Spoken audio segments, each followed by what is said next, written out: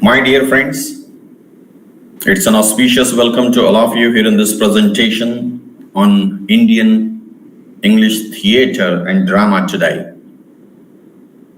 We are on the conclusion part of our lecture series. I am Dr. Atul Suryawanshi, MM College, Patora, District Jalgaon in Maharashtra State. So in the previous lectures, we discussed modern, postmodern theatres, modern and postmodern drama in brief. Before that, we studied the concept of drama, principles and elements of drama, and few of the select famous drama for the sake of examination. So here in this presentation today, my dear friends, we are going to study the drama in India. So without wasting the time, let us initiate our presentation today. So let's have a fleeting glance on the select ancient Indian dramatist. Okay, let's begin with the great man, the great sage, Bharata Muni, who is quite popular for writing Natya Shastra in Indian dramatics.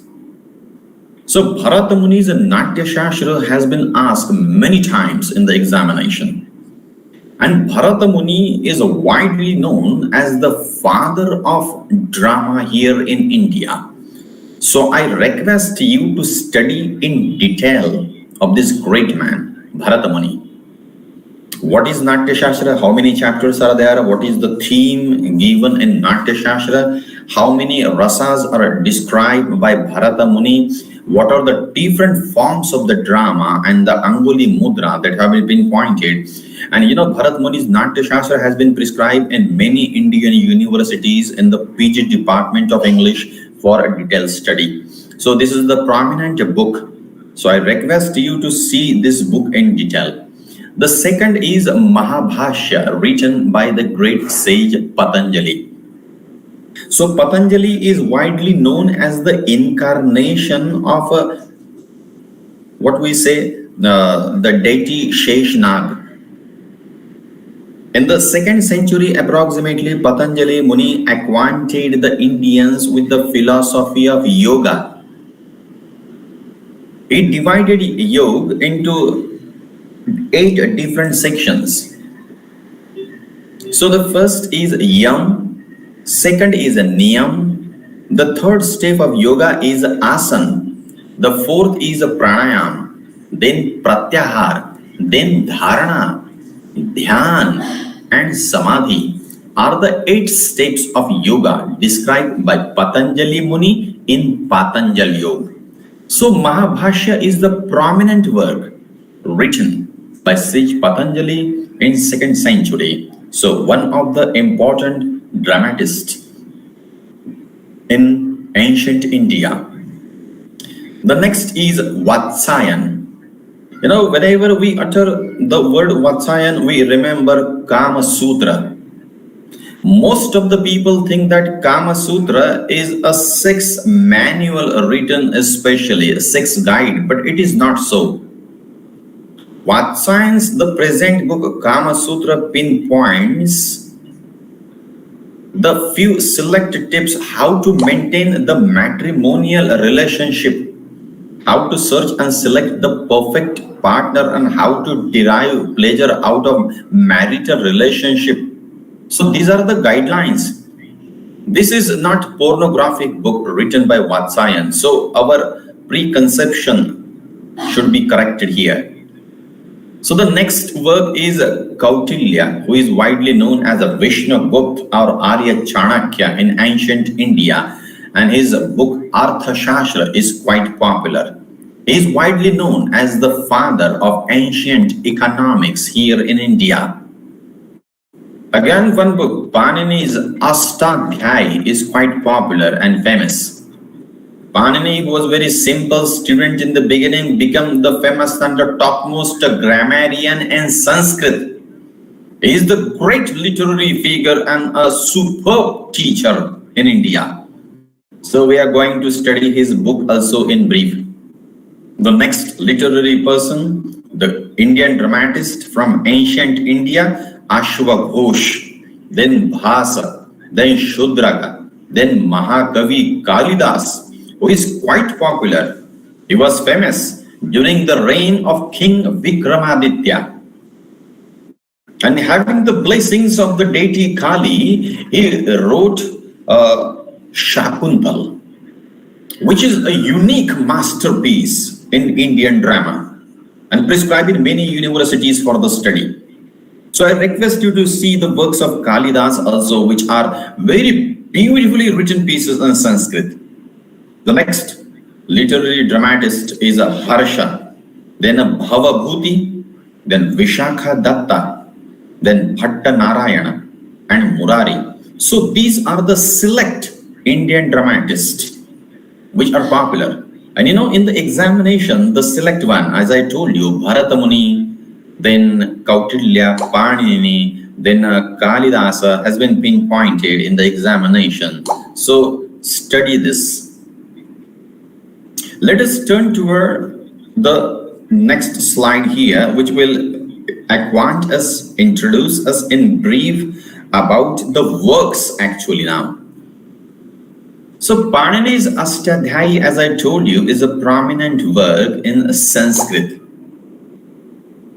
Panini was a very simple student in the beginning.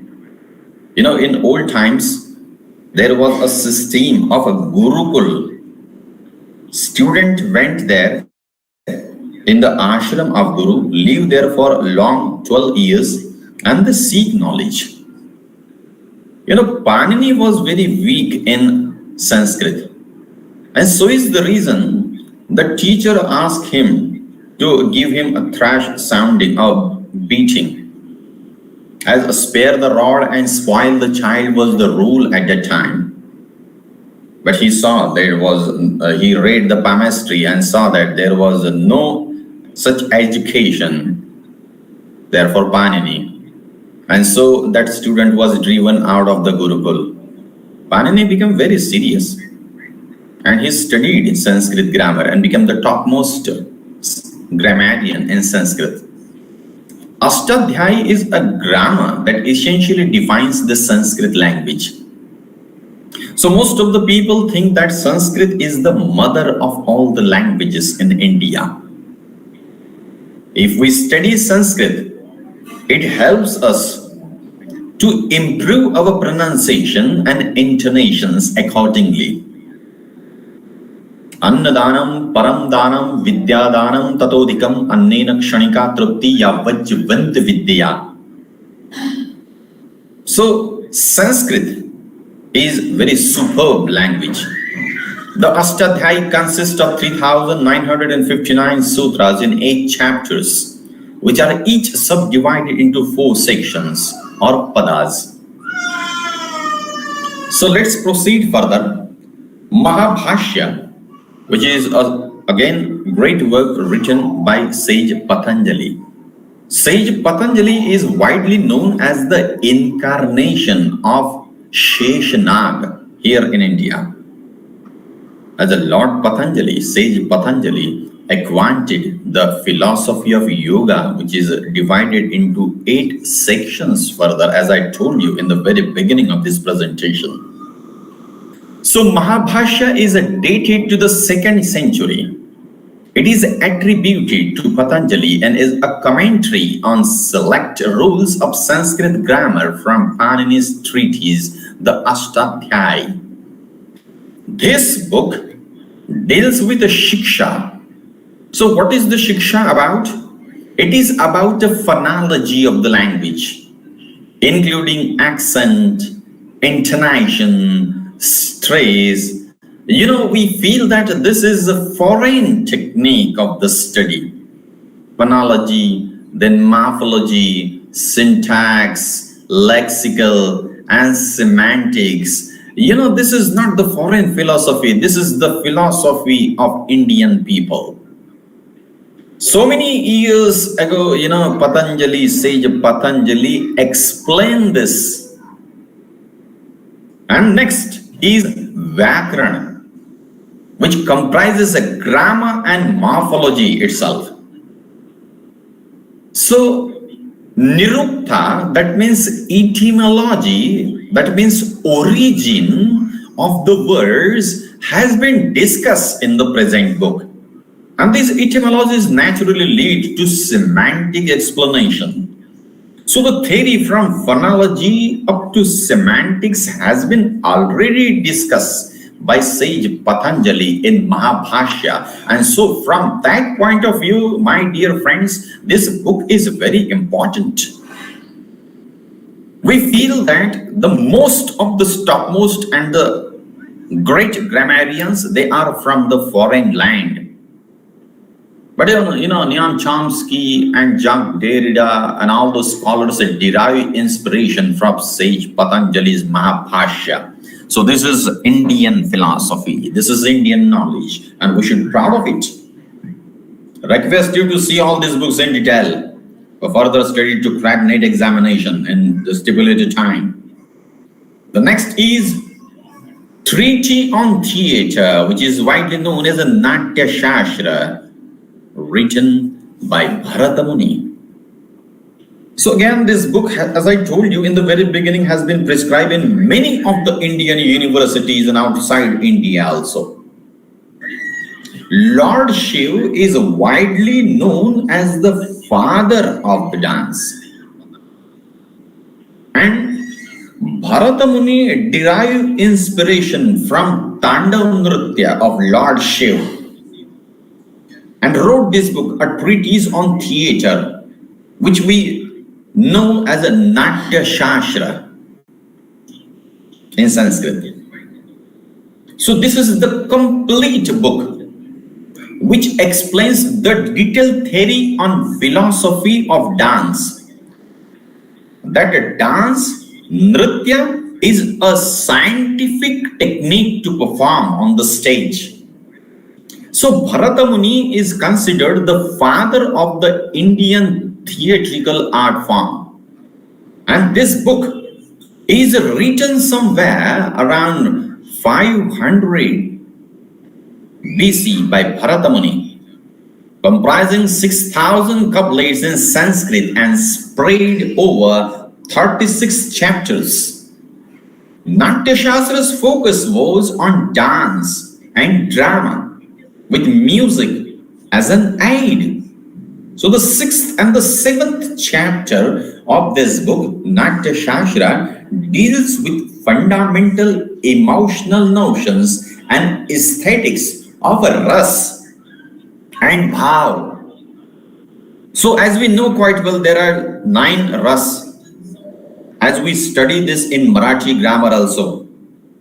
Shrungara ras, Veera ras, Bibhatsa ras, Shaurya ras, So in all there are 9.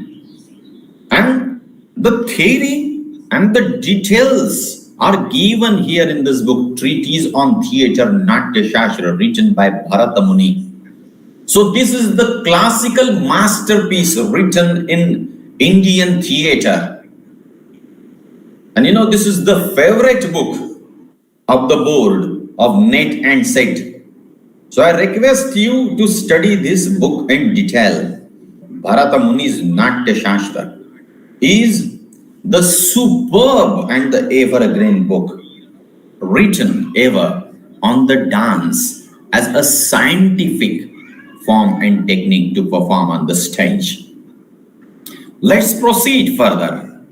Vatsayana's Kama Sutra. So Vatsayan lived in India during 2nd or 3rd century approximately, probably in Pataliputra at the time, now is Patna in Bihar state. So I told you in the very beginning that Kama Sutra is not a sex manual, remember, on sex positions. Most of the people have this notion in their mind that Kama Sutra is a pornographic book narrating this theory of sex and all this. So we should remove this notion.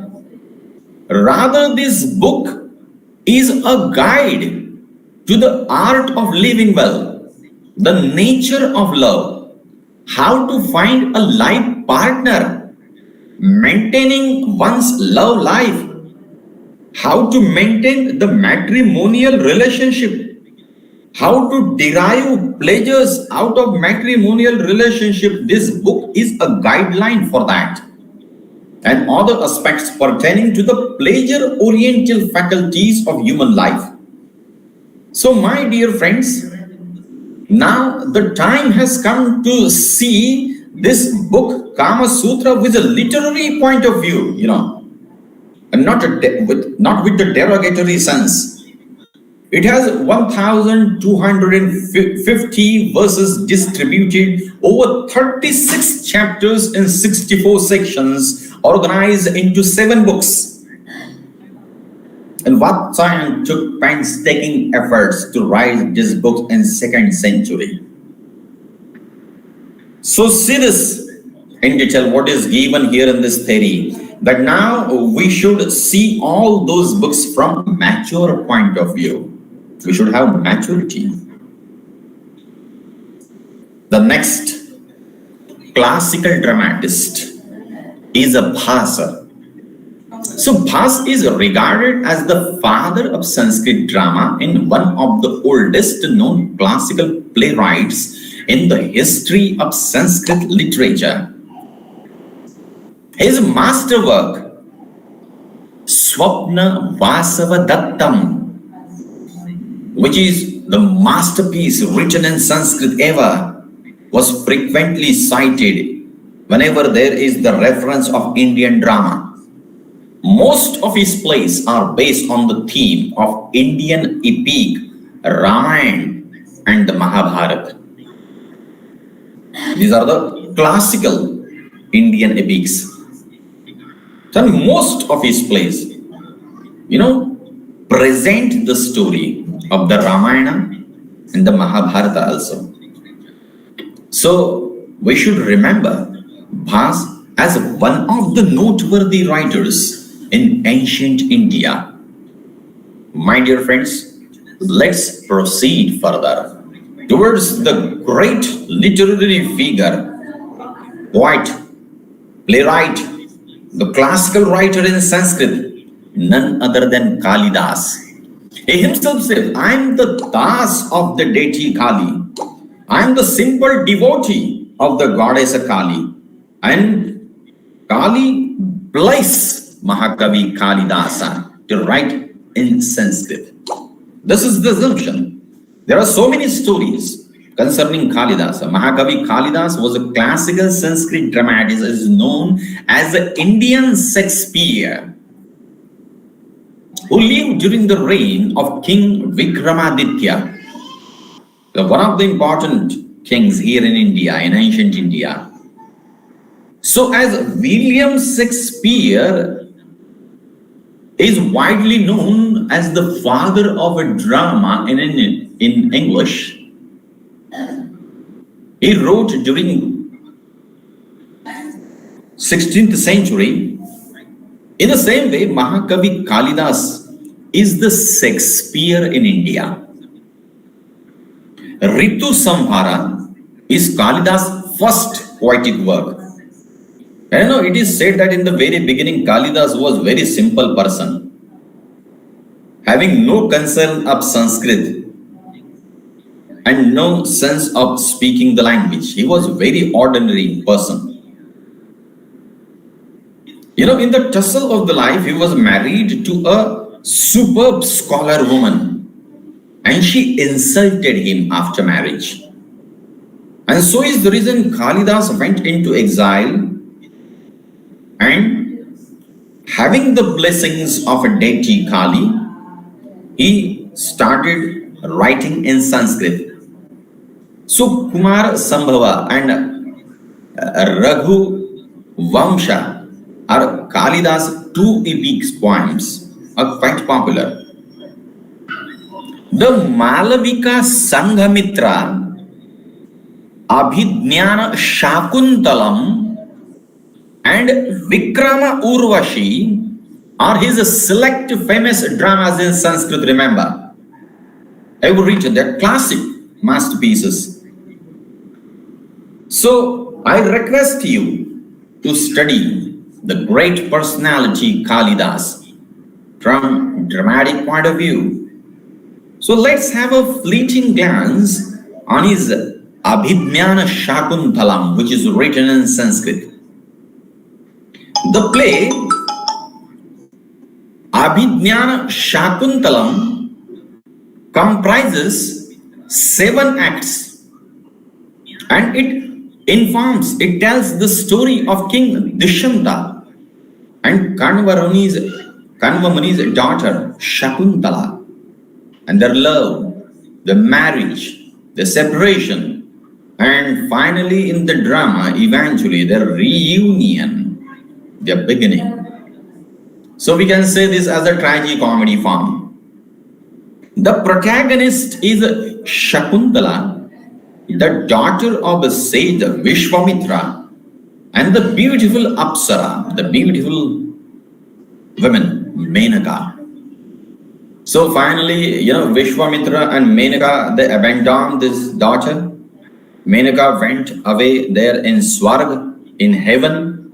Vishwamitra went away for tapasya, and Shakuntala is reared in the secluded hermitage of the sage Kanva.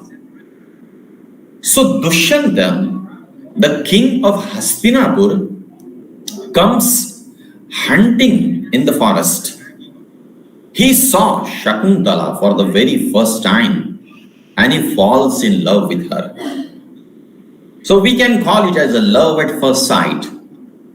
So he forgets her due to curse of the sage Durvasa. Durvasa cursed Shakuntala that her would-be husband would forget her because she did not pay attention to sage Durvasa. But she begged his pardon, and then eventually King Dushyanta remembered her by showing the ring. He remembered everything. And at the end of this play, at the end of this drama, they get united in the end of this drama. So this is very beautiful romantic love story of King Dushyanta and Shakuntala, entitled as Abhijnana Shakuntalam, a unique masterpiece in Sanskrit literature and drama. So let's have a fleeting glance on the concept of Ram Leela. So, it has a history. We ever know in most of the villages here in Maharashtra, and especially in North India, Ram Leela is still yet performed. So Ram Leela is a dramatic folk reenactment of the life of Ram according to ancient Hindu epic, the Ramayana. Ramacharita was composed by Sant Tulsidas in the 16th century. And the historians believe that the tradition of Ram Leela was initiated by Megha Bhagat, one of the students of sage Tulsidas, in 1625. Another belief is there. One group of the people that believe that it was Ram Leela was initiated in Ramnagar, in Banaras, in Uttar Pradesh, around what we say 1200 or 1500 approximately. So Ram Leela Maidan is there in New Delhi, India, as we quite know this.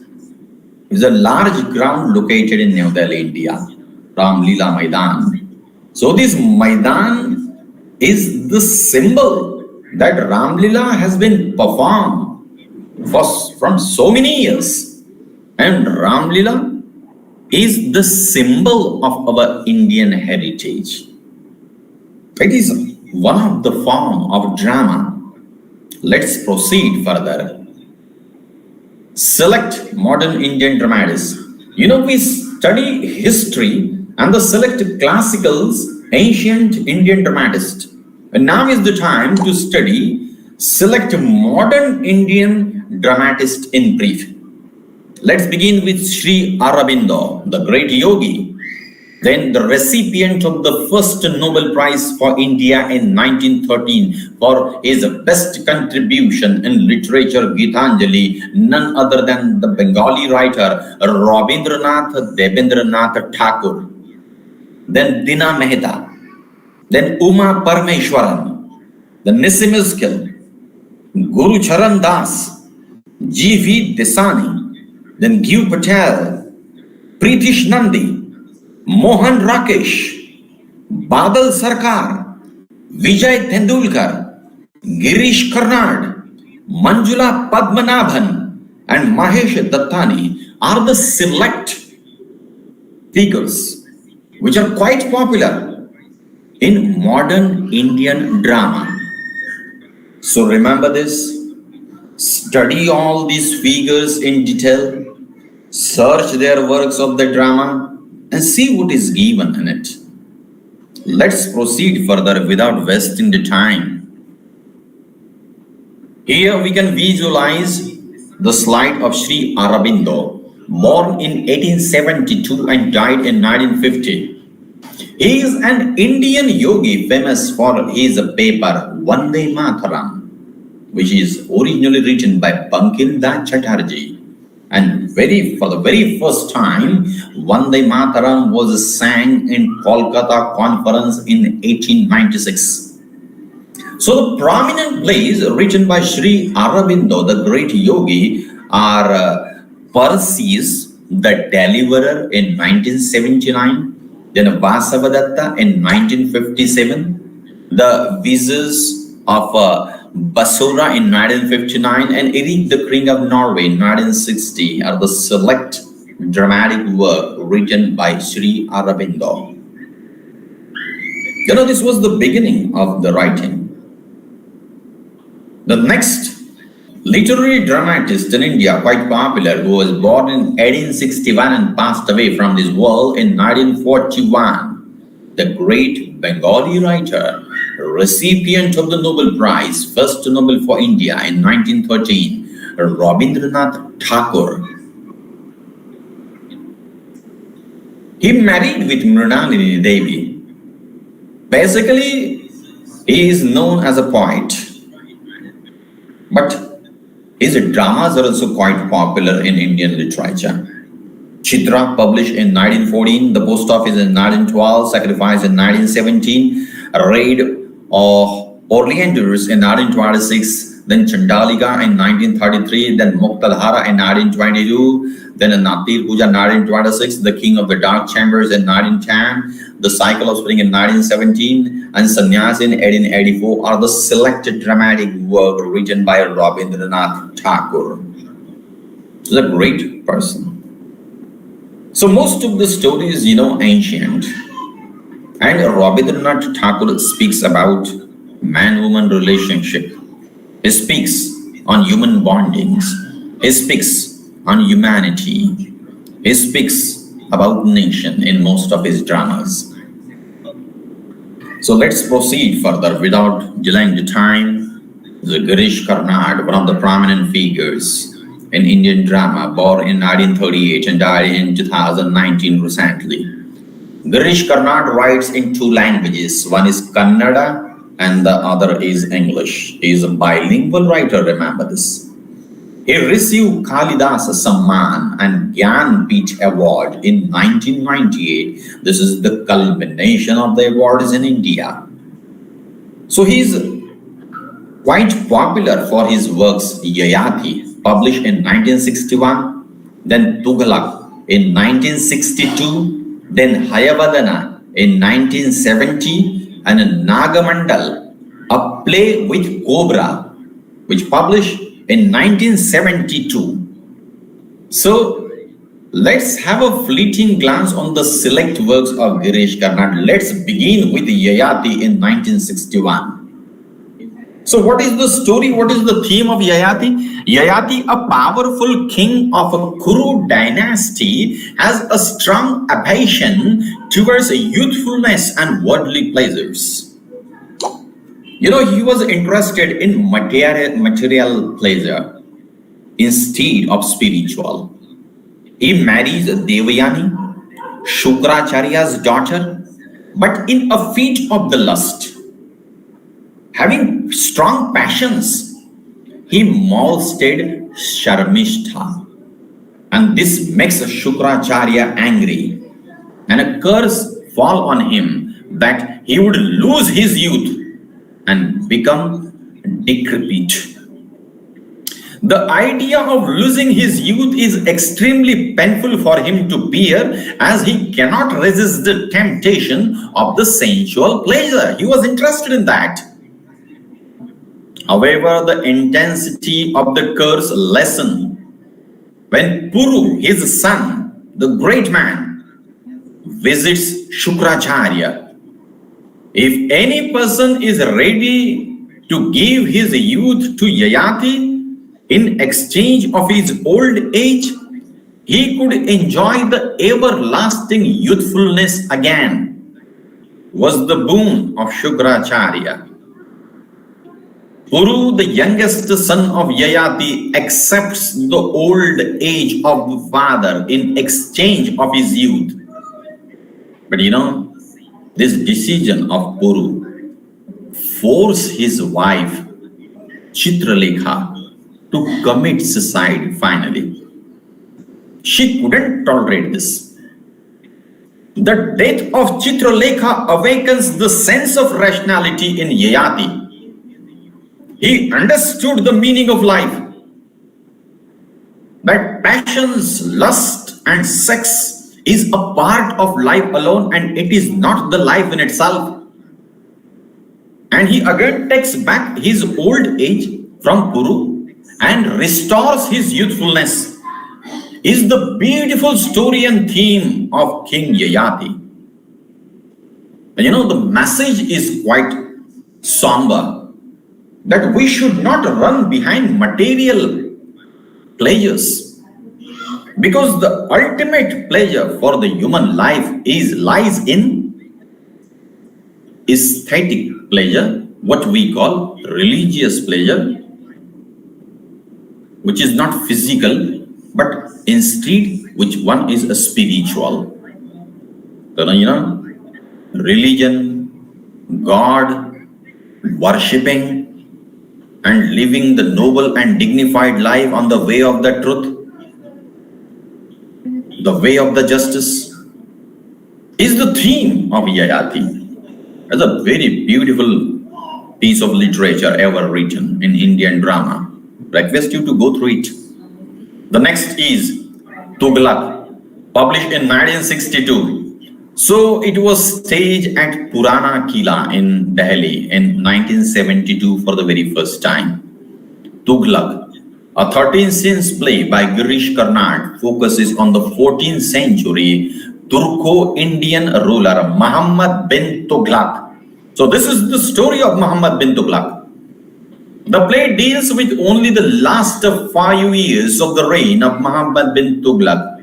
That means prominently focusing from beginning to 1327 and lasted up to 1332. Theme in Girish Karnad plays Tughlaq is inevitably power. You know, power corrupts and absolute power corrupts absolutely is well said in English. So this is what we say a historical drama, because the fact of the history has been presented by Girish Karnad here. Tughlaq has been asked in the examination. The next literary drama in a recent modern Indian drama, Nagamandala, published in 1972. So let's have a fleeting glance of the story of Nagamandala in brief. You know, this is the vicious circle. This is the love triangle. The play is based on the life of Rani. Rani is the protagonist, the central character. And this story has been presented from feministic point of view. Who is the everyday submissive rural Indian woman who is married to a man by her parents who arranged the marriage without taking into consideration her wishes. So she did not consult it at all, and the parents decided her marriage, the marriage of Rani, with a well-established person. Her husband, a rich man, his name was Apanna. He was indifferent towards her. He didn't pay any attention to her. He always treats her as a trifle and meaningless creature in the house. So the story revolves around the new wedded Rani, who is neglected by her husband. At the end of the drama, you know, the Naga enters Rani's bedroom again and dies for the sake of Rani and her family. Though Rani grieves for her lover, the Naga sacrifice paves the way of Rani's happy married life. So the Naga takes the shape of her husband. He loves her, and this is the love triangle. You know, the feelings of the women, the female class has been presented very delicate way here in Nagamandala.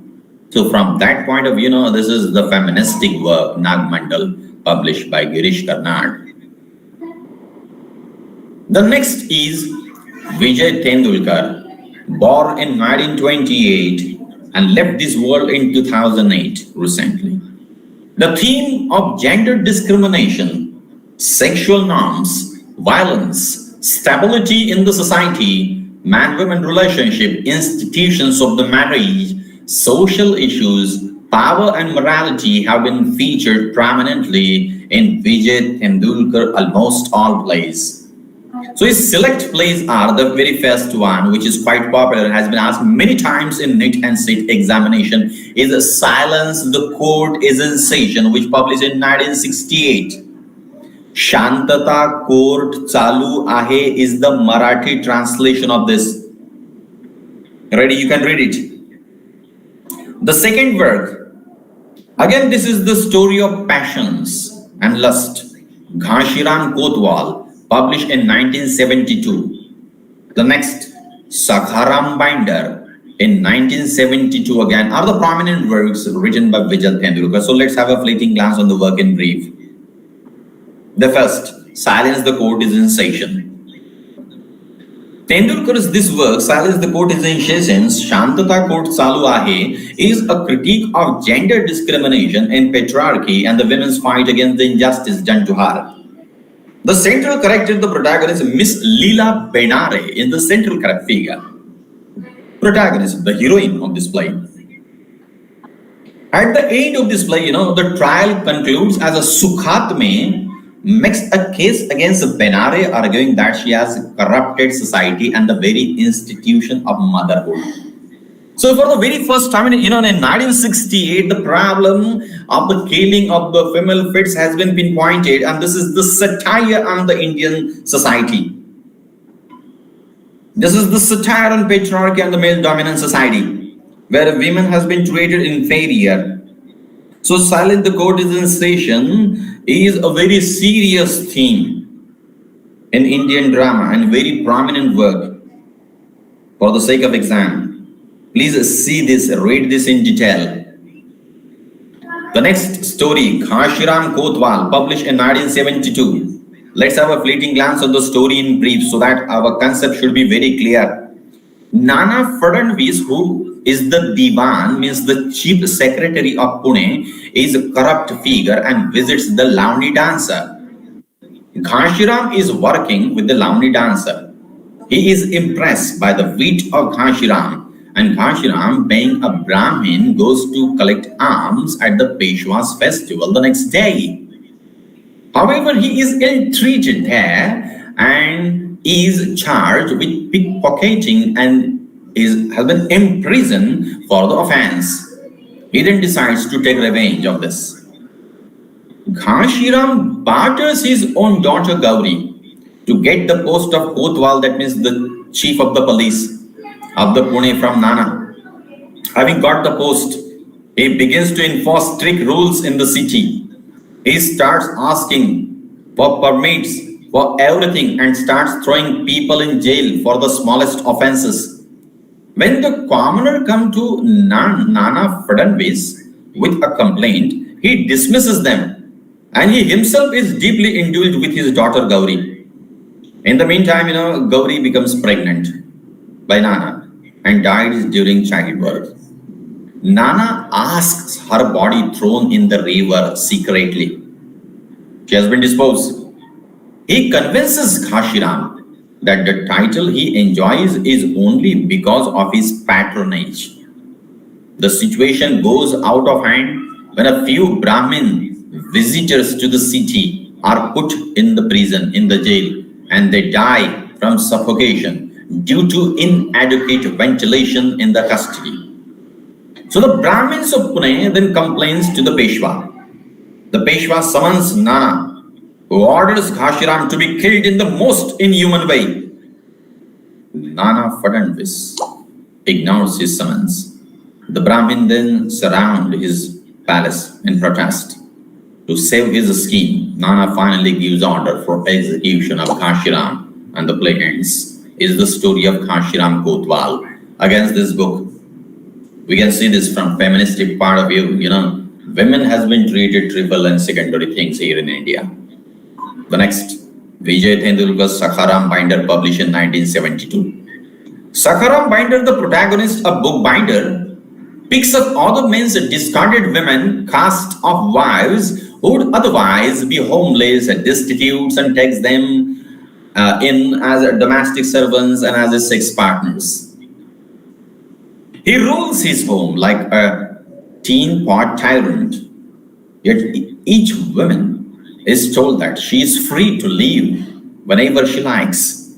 He will even give her a sari, 50 rupees, and a ticket to wherever she wants to go. So from this point of view, Sahara Binder is a story of love, passions, sex, but this is not the life in itself. This is the serious warning to the people to restrain from such activities, to live a noble and dignified life. Let's proceed further. R. Raja Rao's The Wisest Fool on Earth and Other Plays, published in 1996. So The Wisest Fool on Earth, a monologue written by R. Raja Rao, is about Jaydev, an unemployed who finds himself locked up in a luxurious bathroom. He flushes down several humorous tales in his confinement. Unable to come to terms with his solitude, he begins rambling through the monologue. The rambling often manages to distort the social inertia that most of us are trapped in.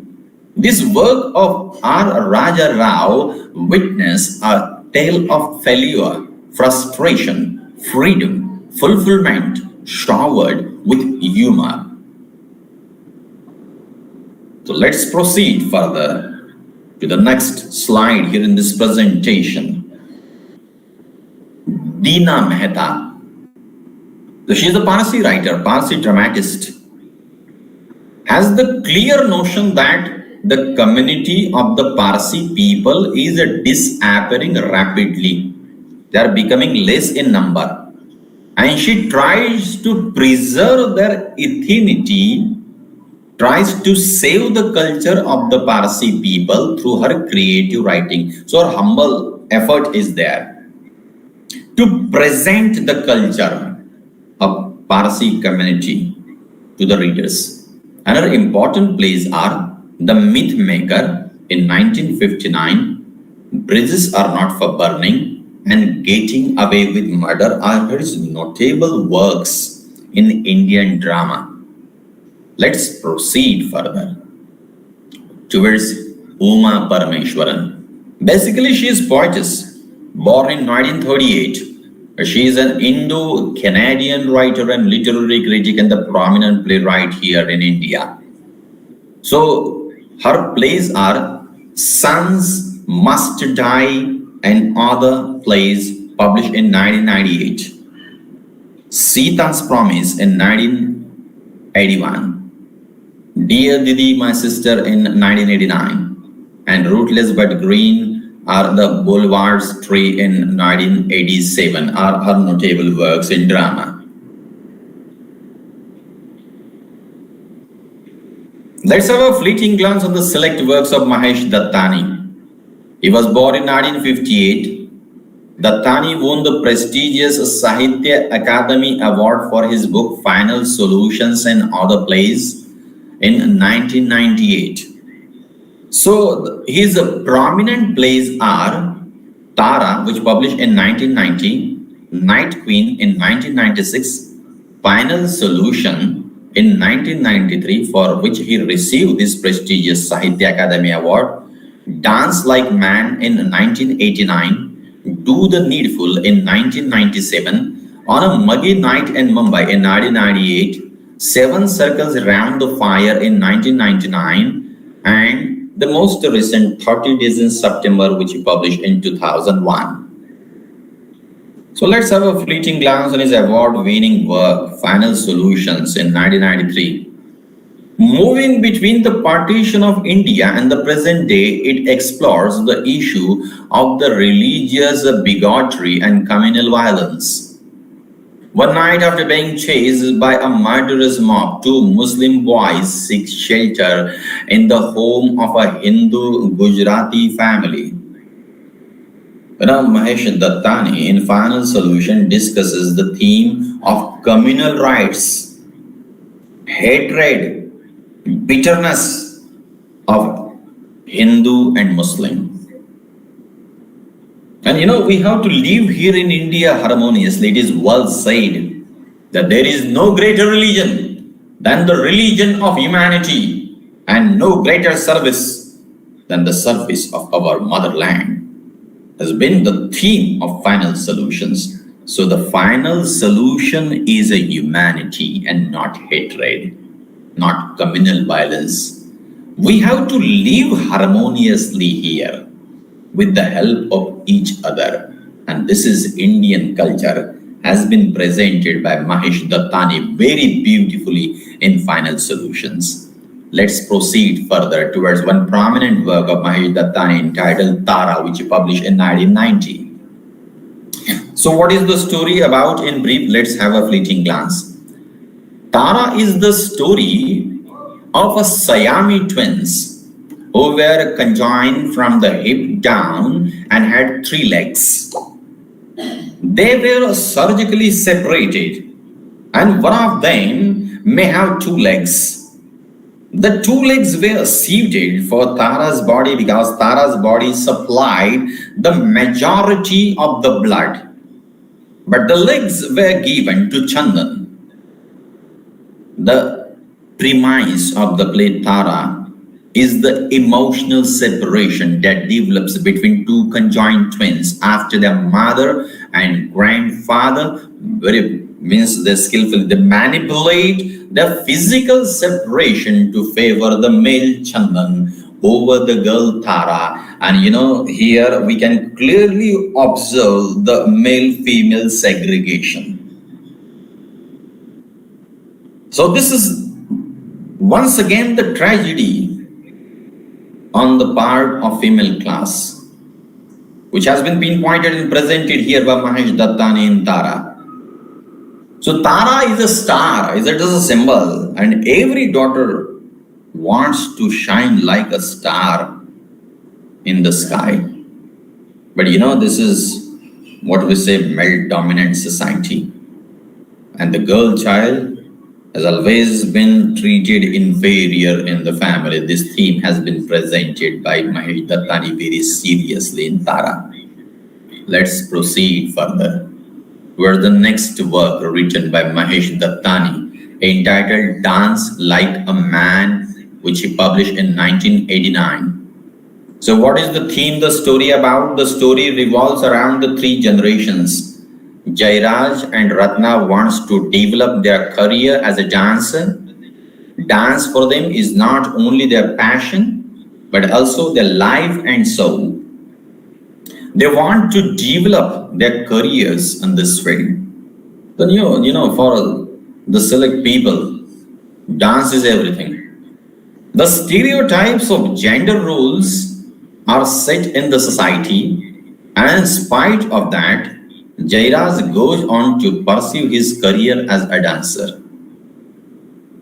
So, again, the story revolves around the dance, which he published in 1989. So many different interests and human passions. Let's proceed further. Manjula Padmanabhan, one of the modern dramatists in India, was born in 1953. Her major plays are Sestet in 1996, Harvest in 1997, The Artist Model in 1995, and Lights Out in 1983 are quite popular in Indian drama. So let's have a fleeting glance on this writer in detail afterwards. Giv Patel is the next figure. He is a poet basically, born in 1940, playwright and a painter as well as a doctor by profession. So he has written 3 books on poetry.